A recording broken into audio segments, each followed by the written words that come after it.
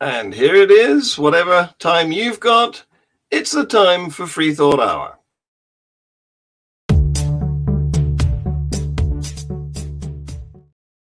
So, good evening, good morning, good afternoon, whatever it is where you are. This is evening here in the UK. And welcome to the latest edition of Freethought Hour, featuring my co-host from South Africa, Tercia. Hello, Tercia. How the devil are you? I'm decked out in vintage red velvet. It's nice. And, thank you. And accompanied by Picasso, who seems to be dozing off. Mm. So all is well. How are Good. you, John? I'm fine too, thank you. Yeah. And our American guest, Darante LaMar Martin. Welcome. How the devil are you? I am doing wonderful. Thank you for having me both, John and Tercia. Well, there you go. You see, Tercia has done the fishing, and you're the fish.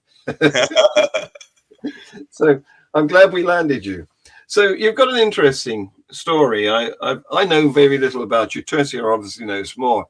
But I've picked up that you used to be a key church leader in a couple of churches. Remind me, one of them was a shop front church? Storefront, yep. I was active in both storefront churches and mega churches. What is a storefront church? Great minds. What is a storefront church? Yes. Okay, a storefront church is basically a church that's not in a traditional building, and it's typically not a very large church. I don't know if you guys have Dollar Generals over there, but it's normally in something about that size. But it's in something that's normally just like a shopping store, but they retrofitted it and turned it into a church. It's normally about 25 to 150 people max in a storefront church. So could this be in a mall or mall? Yes, absolutely. Right. Yeah. A lot of the more urban churches, as they grow, because some mega churches start as storefront churches, and that's typically what they do. They move into a big mall or something like a Home Depot, big box store building, and retrofit it out. And they actually, they spruce those things up really nice. So then you went to a mega church. How mega? Because I know some of these churches are fantastically mega. Oh, yes. The last church that I was on staff at, that church had 12,000 members at that time, and they were actually growing, still growing at that time. So they may be closer to 20 to 25,000 members now, right here in the state of Birmingham, Alabama. But I also work with churches who had memberships as large as 35,000. One of my mentors was Bishop Eddie L. Long, who's deceased now. His church was in Georgia, and they had about 35,000 members. Another one of my mentors in Cleveland, Ohio, Dr. R.A. Vernon, he's still kicking. They have anywhere between 30 and 40,000 members. Wow.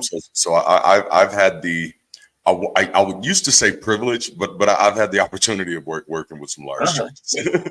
So was this televangelism? Was this an online or an on-screen?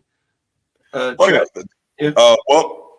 after COVID, a lot of those churches went those directions, but prior to then, it was mainly in their facilities, on site, on campus, and you know, some of them, especially like Eddie L. Long, his campus was like freaking amazing. They had a K-12 school on it and everything, full gym and stuff. They had stuff where they trained business leaders and did job fairs and stuff.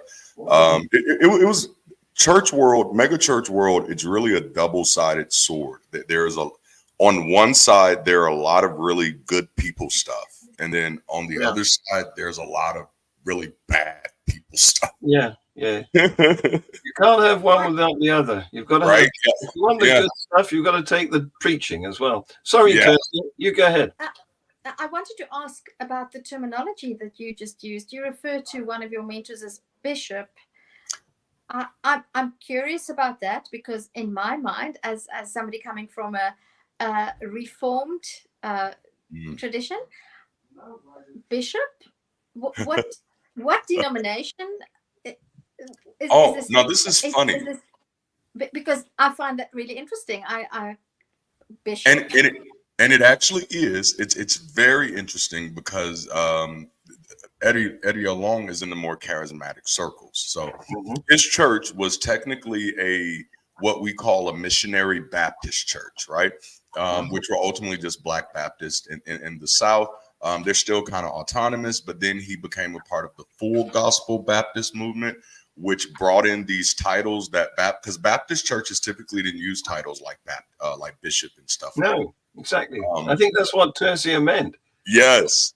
But this new movement of more charismatic Baptists, which became the denomination known as Full Gospel Baptist Church, they did. So they believed in apostles, prophets, evangelists, bishops, elders. Yeah. And this guy went out and started ordaining a bunch of people who were formerly Baptist in the name bishop, and ultimately end up just kind of being in name only. The title has no official designation, official responsibilities. It just kind of makes you feel a little better about yourself. So it's unqualified then. It's just Well, it seemed for them that the qualification was you had a big church. If you had a big church, you got to be called bishop. So was that self-designation, or did somebody actually anoint you? Right. At that moment, they're all anointing each other. It's just one big love fest. Okay, so I want to ask about this phenomenon. I'm familiar with the First Baptist Church, and I'm familiar with the Second Baptist Church, but I'm not. So there's a third one. There's the Missionary Baptist. Is this the first Missionary Baptist, or the second, or is it the second missionary? And so knowing that you from Alabama, which is in this, did I say that right? Is it Alabama? You did. Potato, Alabama, Correct. Alabama. Okay, so my idea is that the South is that there are more Black Americans there, or do you call African Americans? Either one. We go by so many these days. Okay, and that you're in the hotbed of the traditional slave states, Yes. and that segregation was a thing. So I mean, To Kill a Mockingbird was one of the books that shaped my thinking about the world. So tell us about. So I'm always interested in church history and how these branches in and denominations. I know John probably finds it boring because he just knows one, and that's the Anglican Church. No. I'm familiar with the fact that there are, I don't know how many dozens of Baptist denominations. And the one that we mustn't mention, of course, is the Westboro Baptists. Oh, yes. They're in their own special category. But yeah, there are quite a few Baptists. There are, of course, you have your Southern Baptists, which are your white Baptists for America, typically. But even among them, you have the Independent Baptists, who are the more cultic. They're almost like Mormons. You have your Free Will Baptists, you have your Full Gospel Baptists, you have your Foursquare Baptists. Like pretty much whatever word you can come up with and put Baptist behind it, it's probably a thing. I think one of the most surprising things that I came, because growing up, especially when you start involving yourself in the faith and trying to be true to it, there's this dissonance that starts being created when you start preaching on unity, when you're saying that, hey, what you believe is this thing that is supposed to unify everybody. But then you start looking and you start realizing, well, wow, this has actually never been unified. Like even if I believed that the gospel was history, then this hasn't even been unified since the gospel. I mean, even directly after the resurrection, Peter and Paul could not agree on what Jesus was or what he wanted for people. And then even the earliest church days, we have so many branches. And so now today we have literally over 44,000 different branches, different denominations of Protestant Christianity alone. Yes. And so it's interesting. It's like, oh snap, how did I convince myself this was unity for so long? And I mean, I grew up surrounded by so many different denominations that should have been a red flag. Yeah. John, if I can go ahead, I want to ask I want to ask LaMar about, you mentioned that one of your mentors has passed on, but the other one I don't know if I don't recall whether he was a bishop. A bishop. Perhaps No, he might be a pope by now. How one should is we an know? apostle. One is an apostle. All Oh, right. okay. Okay. Well, great. But I want to know whether you've had any contact with them and whether you've received.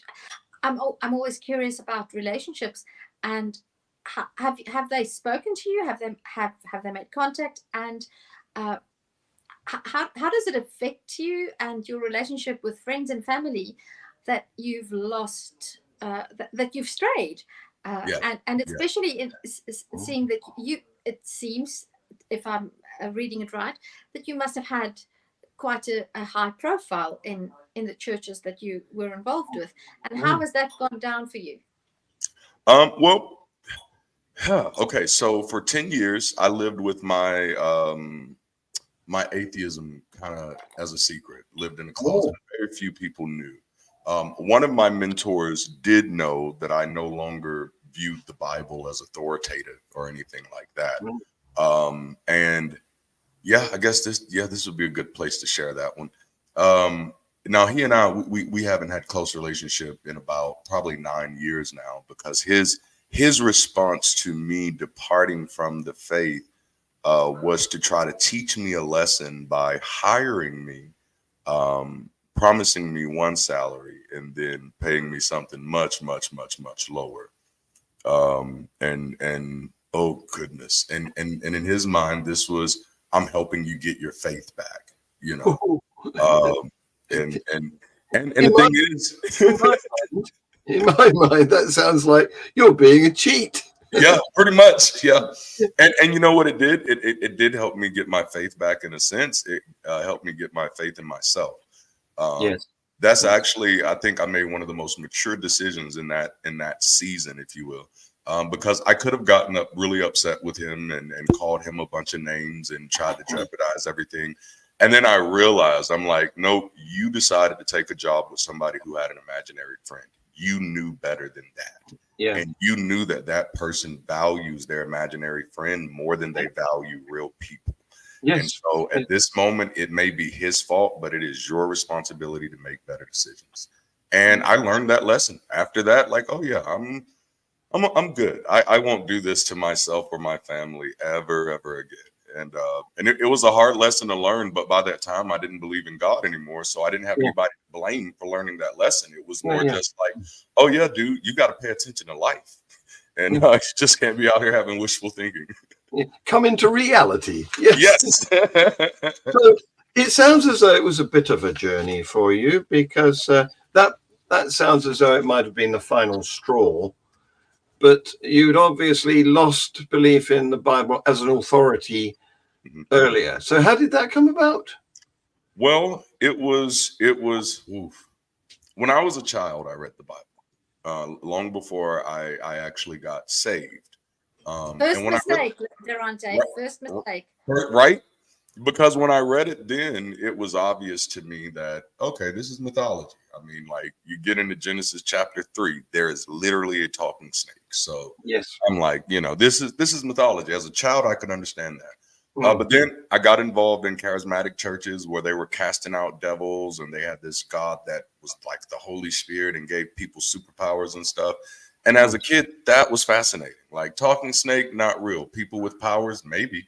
And, and they seemed really convinced that they had powers, and people were really convinced that things were happening to them. They were convinced that they were being healed of diseases that, nobody had any evidence of. And as a child, I didn't know any better to ask for evidence yet. So I kind of got hooked, line and sinker through that way, but I still wasn't convinced that the Bible was everything that it was. But I made the decision on faith that, God, I'll serve you, I'll believe in you, and I'll do my best to live according to your standards. And maybe one day either you will show me what I'm missing, or I'll meet a mentor, you know what I'm saying, who will tell me, oh, this is what you're not understanding, or actually we have evidence of this, or no, actually there are some snakes that can talk, or something. And unfortunately, that day never happened. And that was really my final straw with theology, is after realizing that, holy snap, I As far as mentors, I've climbed the ladder and have some of the greatest preachers in America as my mentors, and none of them seem to know very much about anything about the Bible, which concerned me, because I'm like, wait a minute, how did you choose to stake your eternal soul and the eternal soul of everybody you know on this, and you didn't even do your homework? Like, holy crap. That wasn't an informed choice at Not all. at all. No. So I'm interested in the talking snake idea, because snakes don't have a voice, a larynx. They can't make a vocal sound. That's why they only hiss. They just breathe out. There's no vocal cords to make any music or anything. Nothing. And, yes. So I don't know how it came about that there was a talking snake, but if you do find one, I'll give you £1 million for it, and we'll exhibit it in the circus. Oh yes, that's good money. I mean, anybody who has a talking snake, that's like a golden goose, or the goose that lays the golden egg. Yeah. You'd want to hide that, right? Yeah, absolutely. Well, something I can tell you as somebody who lives in a part of the world where we have snakes, and we're just at the end of snake season. I don't know of any snakes that can talk, but I do know a couple of snakes that can make people talk in all sorts of weird languages, and I'm very familiar with that concept, because we have spitting cobras and all sorts of nice animals in the West, well, all over. But that is terrifying. That is absolutely terrifying. I don't particularly like them, but they play a very important role in the ecosystem, and most of them are harmless. Even the poisonous ones won't easily kill you. But I want to ask you about the 10 years that you were sort of undercover or closeted atheist. So there's two things I want to ask you. You said that you read the Bible, and there was a long time when you didn't accept the Bible as the Word of God. Yeah. So was it sort of the case that when you stopped believing in the Bible as the Word of God, you stopped believing in God? And I'm asking that because it's an interesting phenomenon that I've observed between Protestants and Catholics. So most Catholics, hello James, welcome. It's so nice to see you here. Welcome. Thank you, James. The first schism, as most of our audience know by now, but in Christianity, the first major schism was the Western Roman Catholicism, and then the Eastern Orthodox. Yes. And then the second greatest schism, or great schism, was between Protestantism and Catholicism. And what I've observed is that Orthodox people of the Orthodox faith and Roman and Catholic faith, they have no problem with the Bible not being the Word of God. They don't have much of a problem with the Bible being mythology. But Protestants are, the moment we stop believing that the Bible is the Word of God, it's a very short step, if not a simultaneous movement, to say, well, if the Bible is not the Word of God, then where's God? I want to know if you found that, firstly, and whether you agree or disagree with my observation. And then the second thing, I want to know about your 10 years as a closeted atheist, and how whether you were still working in churches at that time, and the psychological impact that had on you. I'd like you to if you're comfortable with talking. Absolutely. Okay. Keep me noted, because you may have to bring me back to the second. So I'll start with the first. And the first is I do absolutely agree. I know a part of my deconstruction was studying the Eastern Orthodox, particularly the Coptic Church, because I was also studying African history at the same time, which inevitably led me to the Coptic Church.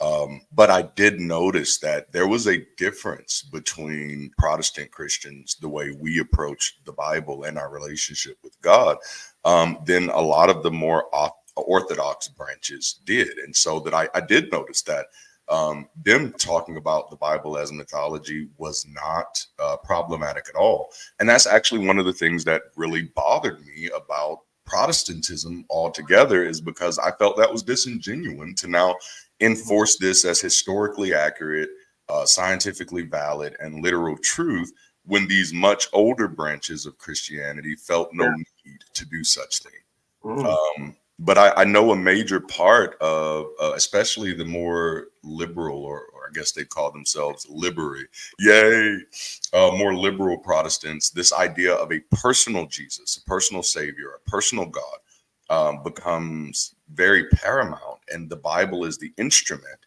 that personal God uses to speak with you. And so once you come to the conclusion, as a person who has bought into that well, this word is infallible, then the next logical step for you is that this God is incapable of communicating with you. That's that next logical step. So the other question, that because Tercia loves to give you a whole list of questions. Yeah, I love it. Okay, so those 10 years.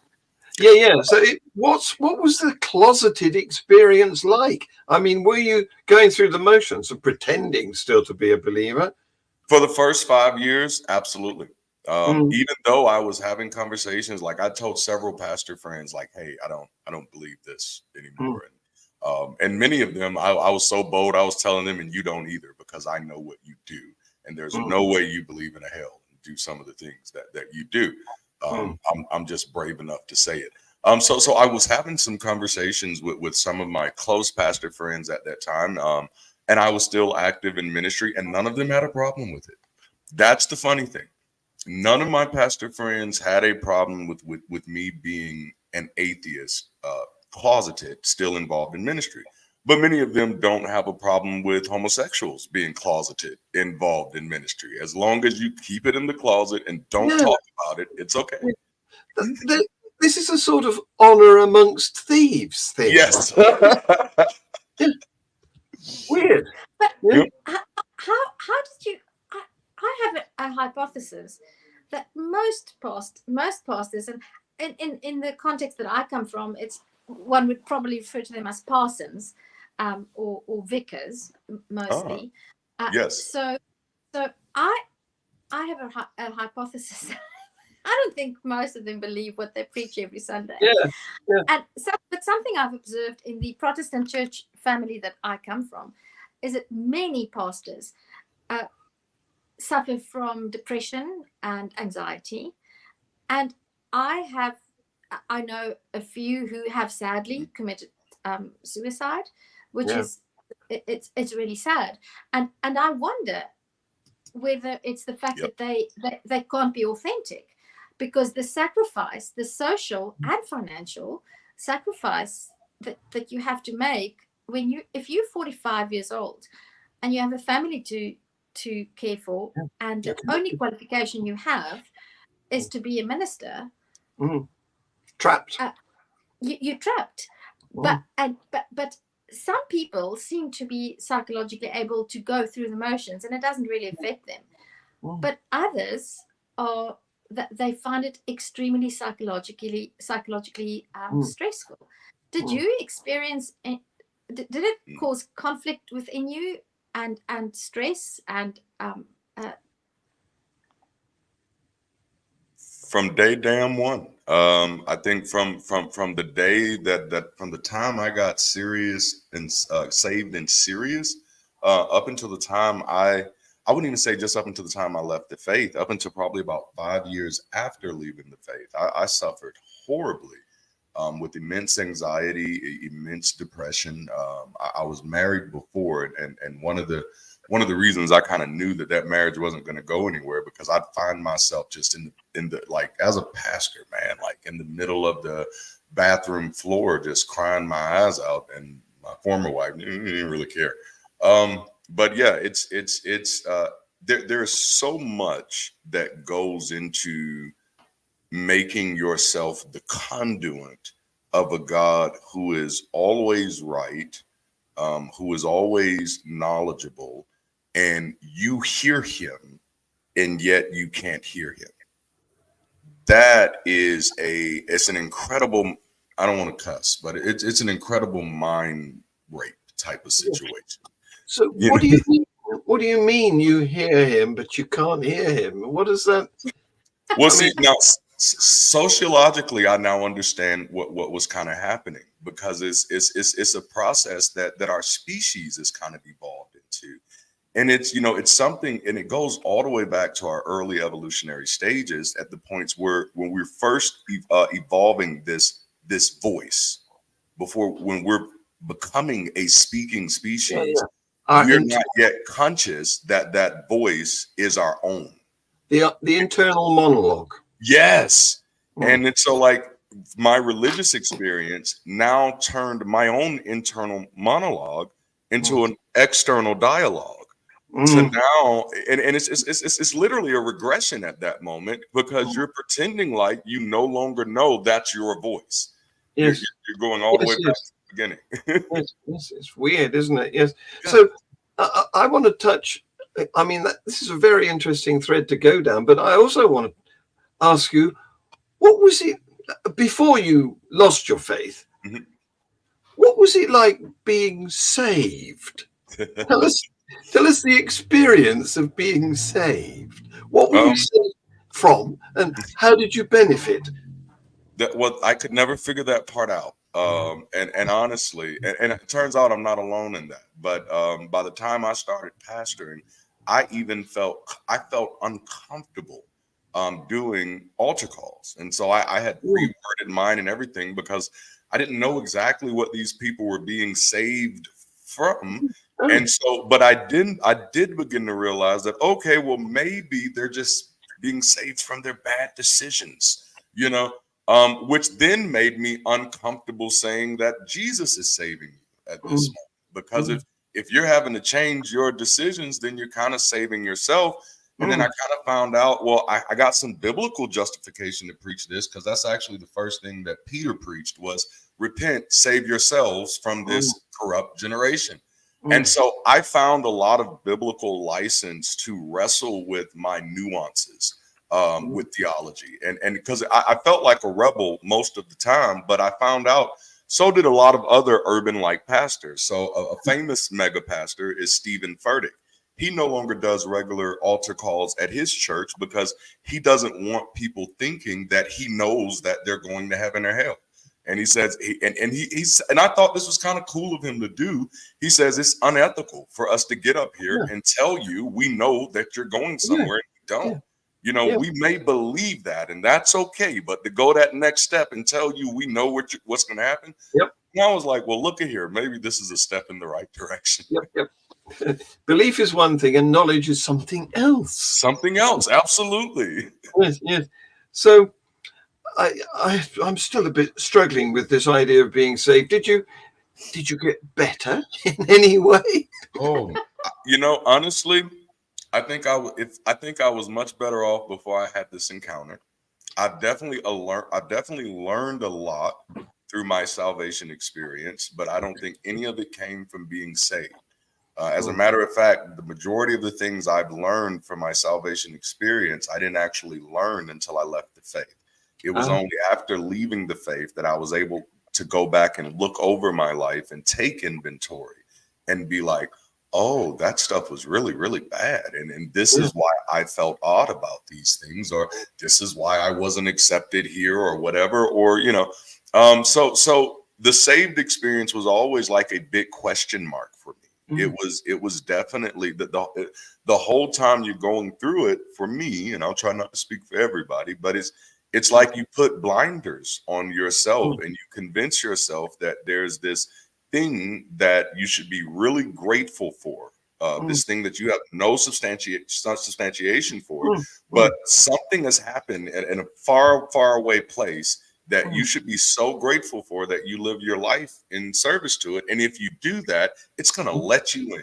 And as one comedian says, we all get sky cake after that, and so it was It was a big mystery, and I think that's part of the intriguing part, though, especially for the charismatic Protestants, is the mystery, because in the mystery you get so much room to make it mean whatever you feel like you need it to mean at the moment. Yes. And that's definitely what I saw a lot of. Yes. Meanwhile, all your colleagues who were in the same church going through the same motions, there was a conspiracy between you. No, I'm not going to say this. Not me. I'm not going to say anything. I want to ask you. I want to ask whether there's anything that you miss about your life in church. There's not so much things that I miss. There are things that I wish I could go back and redo. Or there, better yet, I think a better way to say it, there are things that I did with church that I wish I could do with the secular community. I used to sing in church. I was a worship leader for a very long time. I enjoyed that very much. And one of the things that I got out of that experience is that, at least from the practical aspect, even though we were singing about God, the purpose for us was lifting up people, And so I do miss community music, singing with other people and lifting up other people. I don't miss the words to the songs, though. Let me guess, you sang bass, didn't you? Yep. I bass, baritone. I can do a little bit of it all. Yes. It's just my elder years that I've embraced the lower registers. I see. Okay. So you're absolutely right. Sorry, Tercy. I'll do my bit and bring you in. So you're absolutely right. Music is great, and the lyrics are trivial, but it doesn't belong to any religion. You can use music for anything, including war. That's right. Yes. And I'm thinking of bagpipes and the horrible noise that intended to terrify the enemy. There you go, Tercy. Let's have you. No, I was going to make a silly remark and say, so Darante is not going to do a falsetto for us as a special treat, but what I find so fascinating and interesting, and in a way a little bit sad, and I hope we can change it, and I hope Freethought Hour and the secular community can perhaps buy into a little bit of the message. Everybody that I know, and I'm lucky because all of my family deconverted. My parents, after 65, after devoting their entire lives to the church, they deconverted at relatively advanced age. In fact, I often think that especially in my dad, I've created a bit of a monster, because it can be very scary to have a 67. No, he's bloody. Oh, my dad's 76 this year. That means I'm not 17 anymore. But nevertheless, it's very scary for some people to have a 76-year-old white Afrikaans man acknowledging, "Oh, I'm an atheist." Okay. Yes. But my family and several other people that I know who are deconstructed their faith, they miss the singing. They miss the and the communal singing. Yep. And that is something that bothers me, in the sense that, they say getting secular people together is like herding cats. Which is, by the way, that's entirely possible. I can herd cats. I've got cats. But have you? I'm working on secular lyrics for Amazing Grace. The hymn. Yes, I must act. When I'm ready, we must perhaps do it, because John is also musical, and we must perhaps. I can just imagine you doing the bass, and I'll do an alto, and I know a musician or two. And I'd love it. Because that's one of the. Amazing Grace is such a amazing. And the music is, it touches a heartstring. So I want to go steer the conversation in a slightly different direction. Sorry, John, but I have to bring in my colonialist. So I'm forever trying to decolonize the colonizers. Well, we have stopped sending gunboats, you know, so I don't know what. So I feel that whenever I meet African Americans, I feel that we have something in common, because I was born in Africa. Well, my family's have been African for generations, though I'm white. Do you feel, as an African American, do you feel any connection with Africa? I don't know anything about your heritage and your background. Great question. Would you say it is safe to assume that most African Americans have ancestry in Africa? And do you know anything about your ancestry? And do you, oh, there I go again with my list of questions. Do you have, so do you feel a connection to the African continent and the traditions? This is a great question. And again, kind of takes me back to my childhood. Prior to becoming saved, I was a very avid reader as a child. So I read books about Booker T. Washington, Frederick Douglass, and just people like that. And I had a really fascinating, had a real high fascination into Black history. And so the years that I started serving the church, I did kind of move away from that for a long time. It just kind of became a peripheral interest. A major part of my deconstruction, and I always tell people, or my deconversion rather, happened around the time where 2 Black kids got killed in the United States, and my disappointment with how the Black church was actually responding. This institution that I had, developed most of my life to.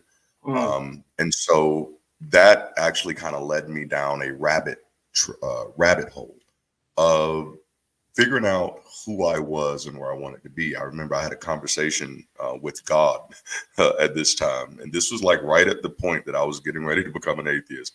And the conversation was, I'm going to have to be more committed to my people than I am to you, because I've been committed to you for like 20 something years.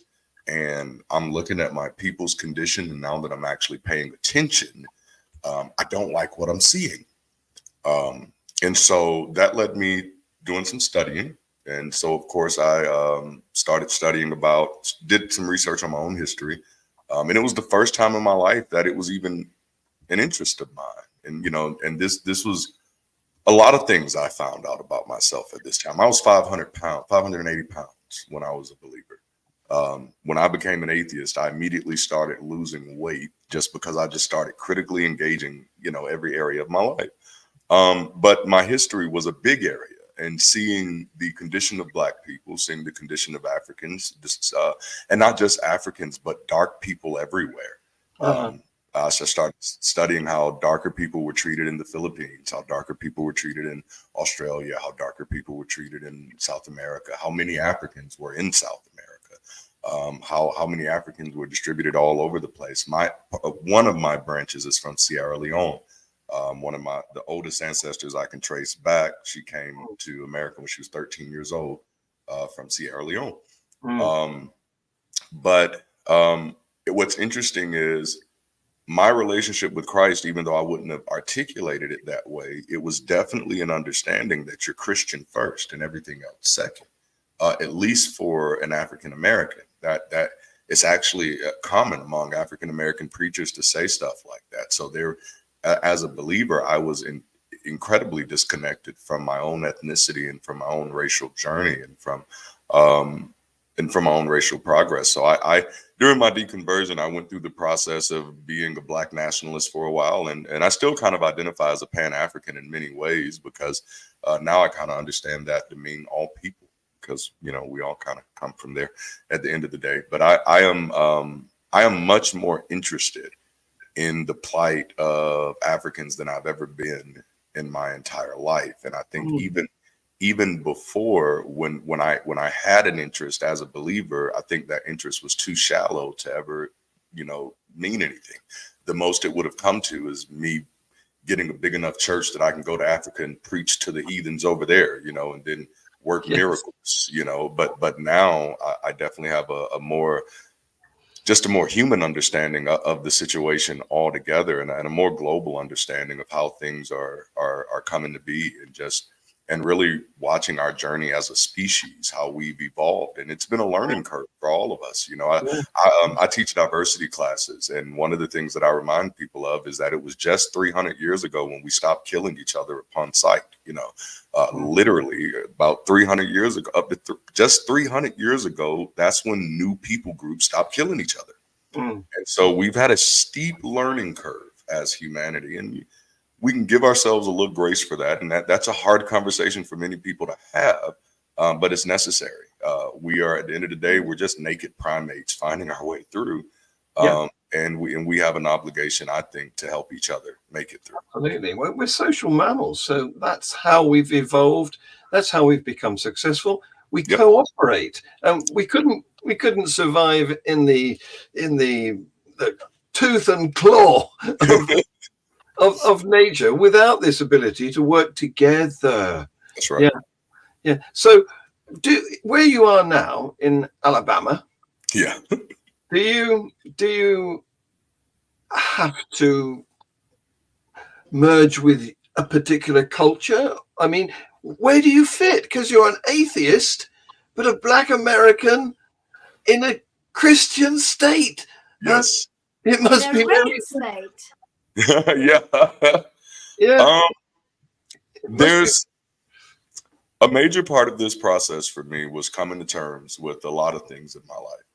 And one of those things, which is not the case for everybody, and so I do try to preface this that way.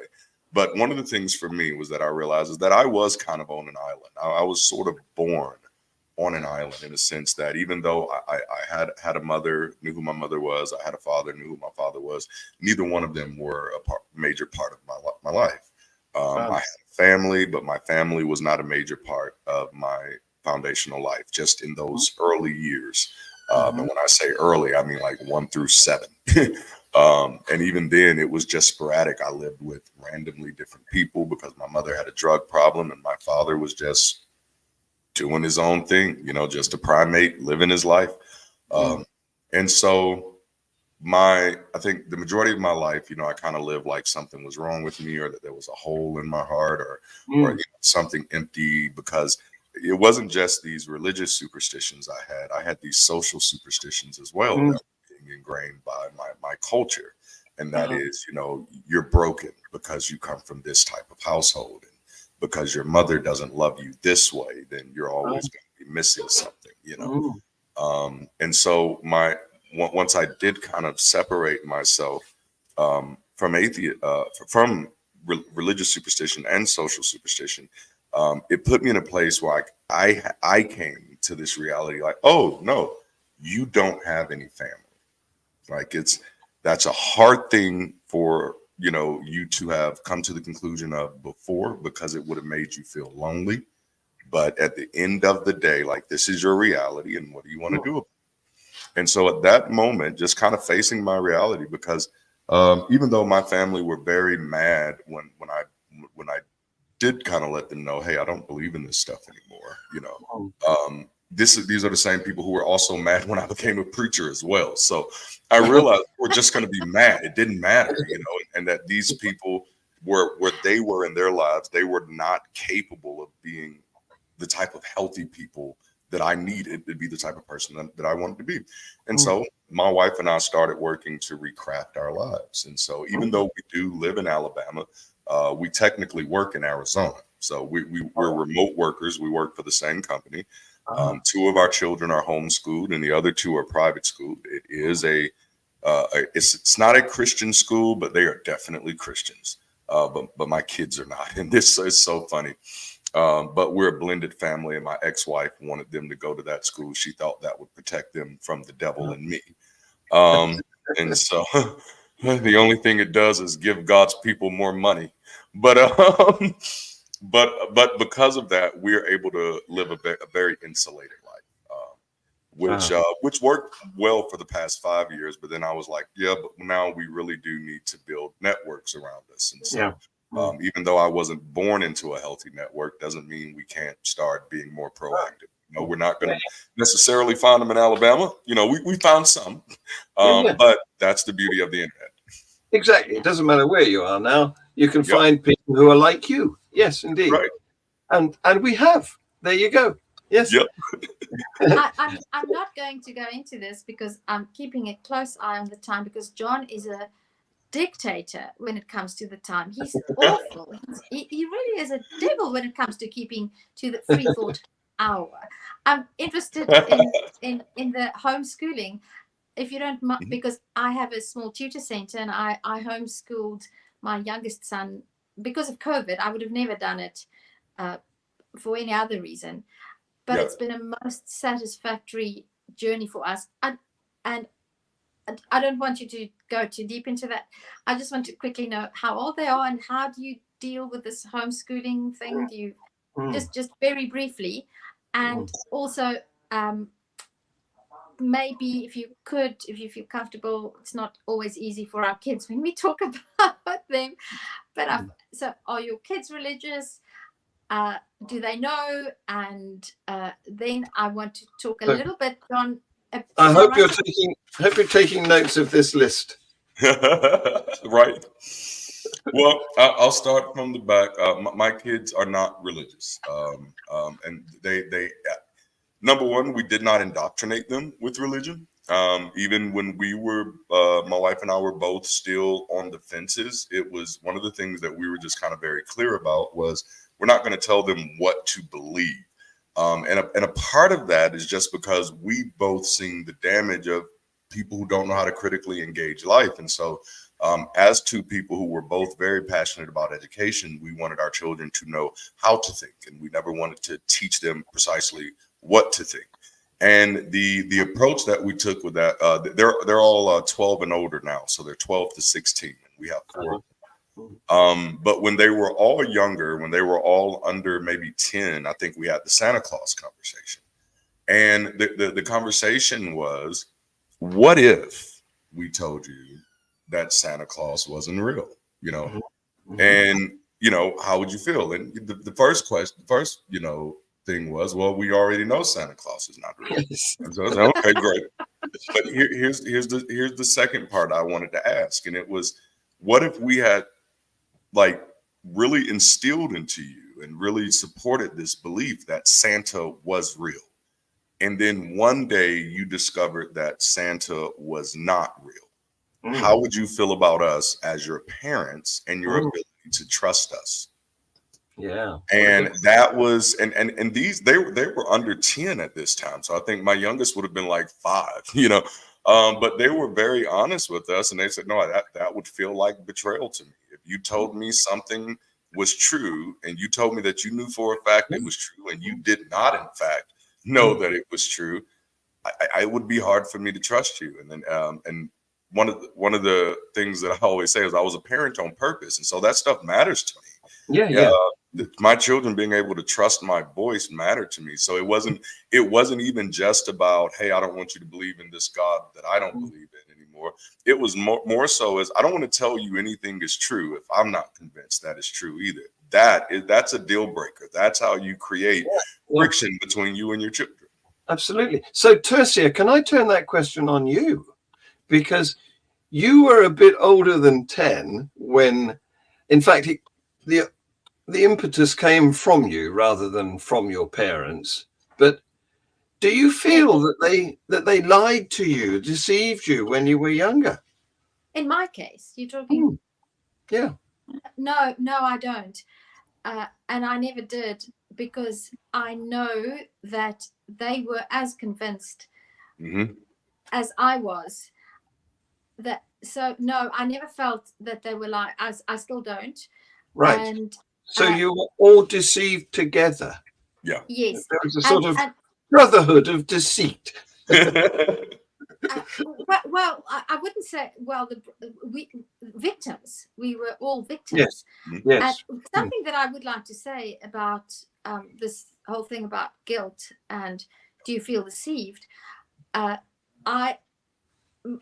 Both my parents, I felt, when I realized that I don't believe, it was the other way around.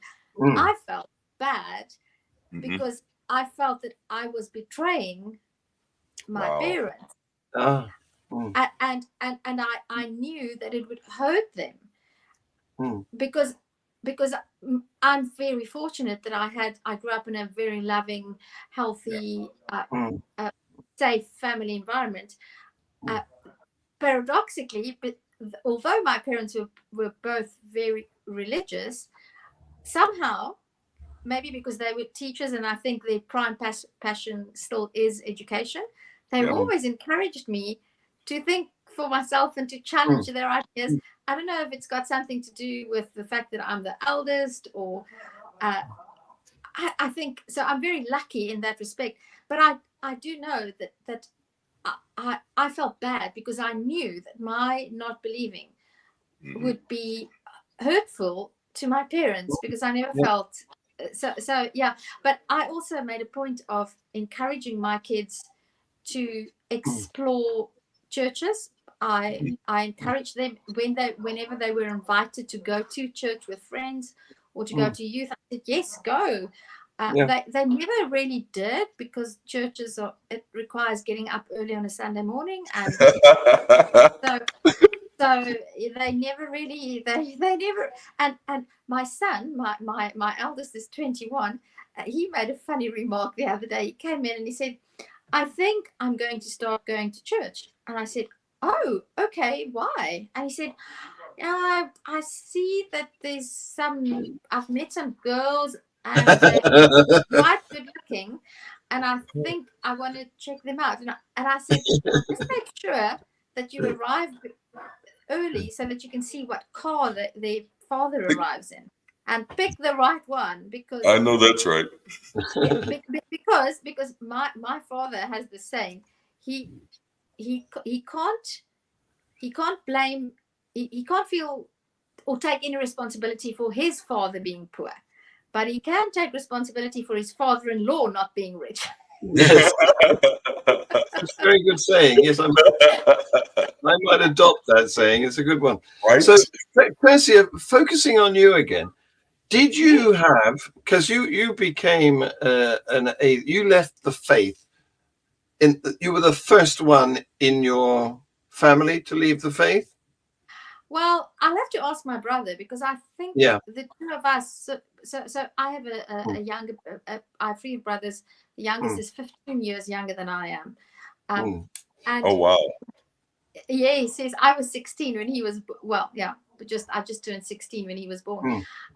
And the two of us sort of we quite close, right. And he asked me whether I believed in Satan one day. And I said, he was quite nervous. He said, I want to ask you something. And I said, this sounds really, I thought he'd gotten a girl pregnant or something. And I said, hello, Rob Palmer. Wow, yes. nice to hear from Rob. you. Welcome. And I said, yes. He said, do you believe in Satan? And I said, no, I don't. And it's worse. I don't believe in God anymore.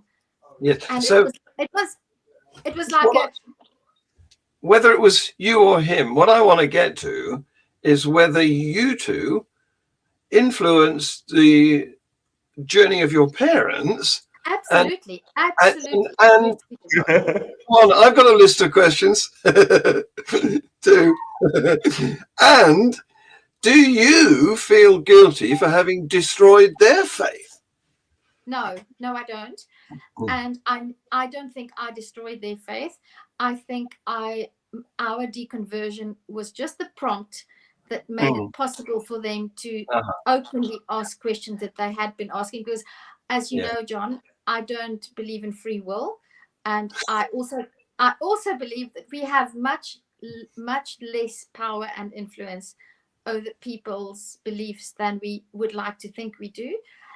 And I'm actually I'll say I don't mind saying this, but I don't wish, and I have never wished to deconvert anybody. But if there was one person that I would have liked to deconvert, it was my father, because he really struggled with his children not being religious. And and my father has confessed. John, I think we should get my folks on. We should have a That's an idea. Yeah. But today we have a guest. So let's focus on our guest. Because I want to know what I was drawn in. I want to know what he does now. What Darante, what do you do now that you're no longer active in the church, and you're an atheist, and you've got your own channel. You're obviously active in atheism. So tell us what you do there. Hang on, John, just before Darante answers, I have to make a list. So I also want to know that. That was going to be my next question. But Darante, in the 4 minutes that you have left, I want to know, you mentioned on Facebook the other day that you would like to make movies and direct. And quickly tell us what you're doing now. And I would just like you to tell us something about your future dreams of creating. I asked on Facebook, I don't know whether you've answered yet. I want to know more about that because I'm fascinated. Please tell us. Yes. What I'm doing now is literally everything I can.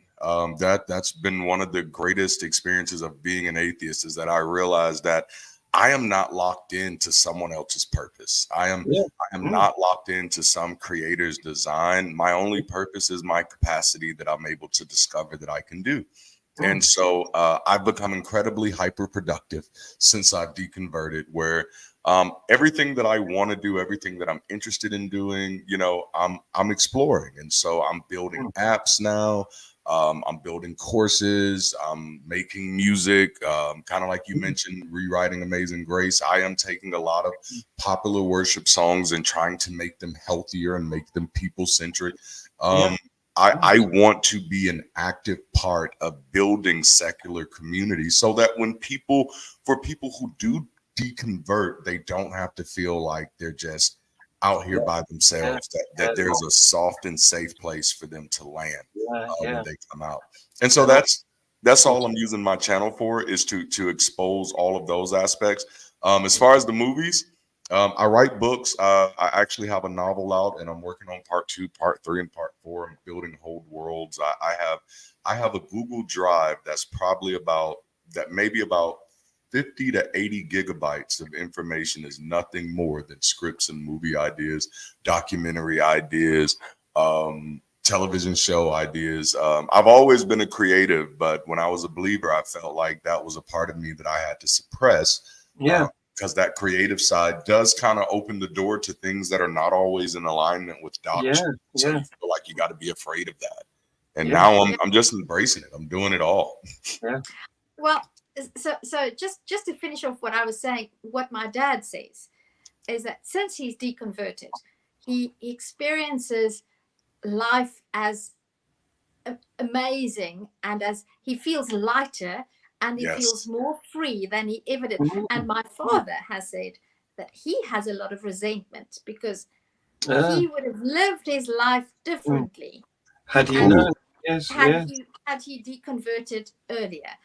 And in the last 2 minutes, I just want to ask, when are you coming to South Africa to shoot a documentary about the influence of evangelical fundamentalism and storefront churches in Africa, and just in the square kilometer, or within the 4 street blocks that's around so if you put my house in the center and you got 2 blocks in either direction, there must be at least 8 of those street shop front. You call them shop front storefront churches? Storefront, yes. And the things that happen there, I think it's a human rights violation. I'll send you a message about that. And then I want to ask the stories, fiction, non-fiction, science fiction, historical fiction, drama, what is it like? And your book, have you published? What is it called? And yes, my the novel that I have that is published is called Memphis: The Last Supper, and it is a political thriller, or at least It is a political thriller. It opens up the world. It opens up the door to a much larger world. But I wrote it as a political thriller on purpose.